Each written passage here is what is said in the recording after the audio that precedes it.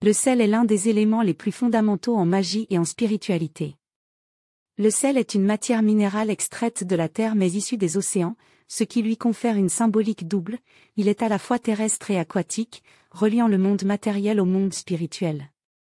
Cette dualité fait de lui un élément parfait pour établir une barrière mystique entre les royaumes visibles et invisibles.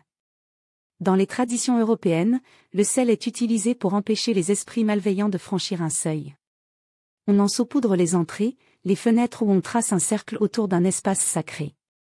Dans le folklore japonais, le sel, shio, est placé devant les portes des maisons et des commerces pour éloigner les mauvais esprits et les énergies négatives. Dans la tradition chrétienne, le sel béni sert à exorciser les démons et protéger les âmes. Le sel a la capacité d'absorber les impuretés et de neutraliser les énergies négatives.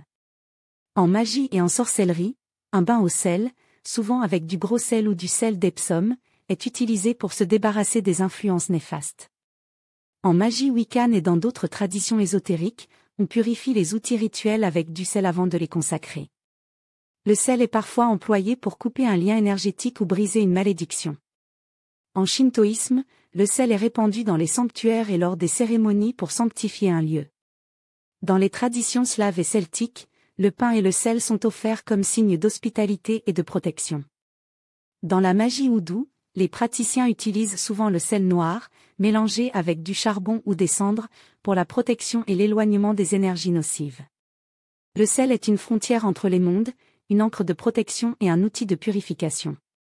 Sa présence dans tant de traditions prouve son efficacité et sa valeur en magie.